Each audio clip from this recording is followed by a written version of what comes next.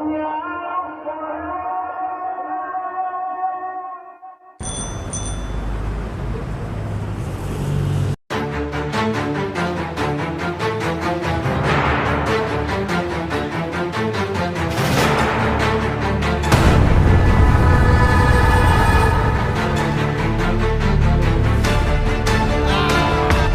दिन हम भी अमीर हो जाएंगे।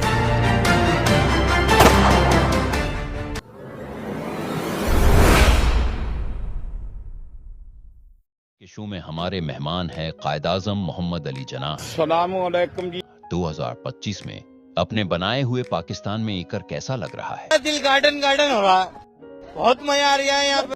तो आज का पाकिस्तान जैसा आपने बनाया, ये आज का सफर मेरा दोस्त आपको बताएगा। सब्सक्राइब भी कर दें, शुक्रिया। ये कैसी जगह है? कहाँ है मेरे वही पुराने कराची की गलियां? ये जगह इतनी अजनबी क्यों लग रही है? कायद-ए-आज़म चलते हैं, एक मशहूर सड़क पर पहुंचते हैं जहां लोग इन्हें अजीब नजरों से देखते हैं। अचानक एक बाइक सवार गिरोह इनके करीब आता है, चमकती हुई गन्स निकाल लेता है।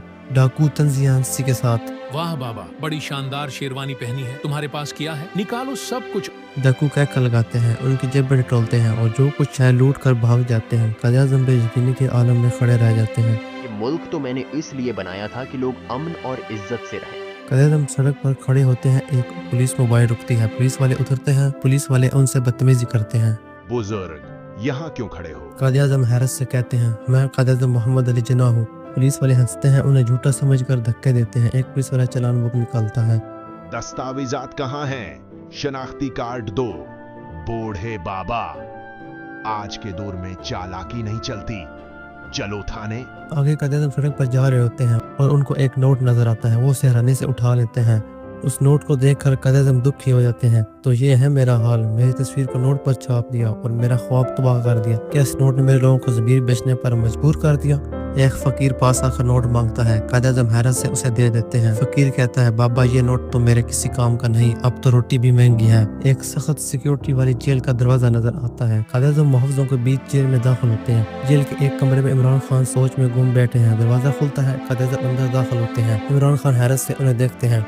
उमरान, तुम पाकिस्तान के वजीर आजम थे, तुम्हें जेल में क्यों डाला? क्या तुमने कोई जुर्म किया? क्या तुमने खुद कोई गलती नहीं की? आज़म, जुर्म सिर्फ ये था कि मैंने ताकतूर माफिया के खिलाफ खड़े होने की कोशिश की। क्या तुमने अवाम को एक कौम बनाने की कोशिश की?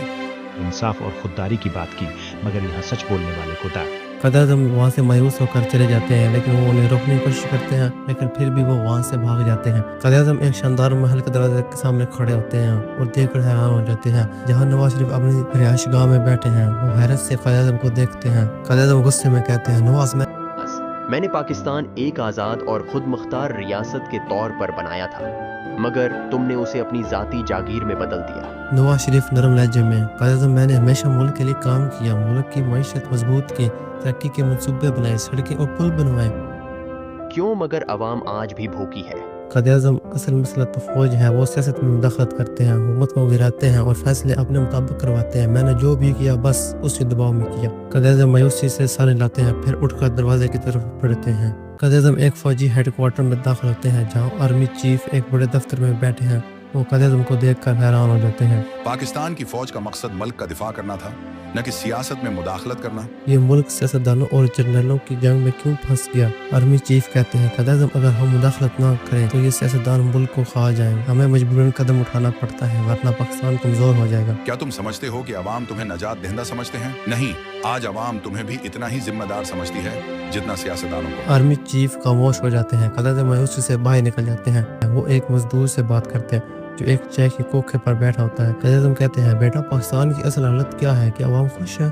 कायद-ए-आज़म, यहाँ सिर्फ अमीर लोग खुश हैं। गरीब आदमी सुबह निकलता है, शाम को रोटी का बंदोबस्त न कर सके तो खाली हाथ लौटता है। बच्चों को स्कूल भेजें तो पैसे नहीं दे सकते, अस्पताल जाएं तो इलाज नहीं मिलता। अब तो लोग यहाँ से भागना चाहते हैं। कायद, लोग यूरोप और अमेरिका जाना चाहते हैं। सबका एक ही जवाब होता है, आपकी तस्वीर वाले नोट ने हमें मजबूर किया। सब कुछ बक सकता है, ज़मीर भी। कायद-ए-आज़म दुखी होकर बोलते हैं, फिर लोग जाते कहाँ हैं? मजदूर उदास होकर कहता है, कायद, लोग यूरोप और अमेरिका जाना चाहते हैं। सबका एक ही जवाब होता है। कायद-ए-आज़म खामोश हो जाते हैं और एक गहरी सांस लेते हैं और आंखों में आंसू आ जाते हैं। कायद-ए-आज़म एक अवामी जलसे में आते हैं जहाँ लाखों लोग जमा होते हैं। वो माइक के सामने जाकर बोलते हैं, मैंने पाकिस्तान एक आज़ाद, खुद मुख्तार और ईमानदारी मुल्क के तौर पर बनाया था। लोग खामोश होकर सुनते हैं। कायद-ए-आज़म एक आखिरी नज़र अवाम पर डालते हैं, अगर आप पाकिस्तान को बचाना चाहते हैं तो अवाम को जागना होगा। लोग जोश में नारे लगाते हैं। कायद-ए-आज़म एक बार आसमान की तरफ देखते हैं और अचानक हवा में तहलील हो जाते हैं, पाकिस्तान का मुस्तकबिल तुम्हारे हाथ में है, इसे खोने मत देना। क्या हम कायद-ए-आज़म के पाकिस्तान को दोबारा बना सकते हैं या हम हमेशा के लिए रास्ता भटक चुके हैं?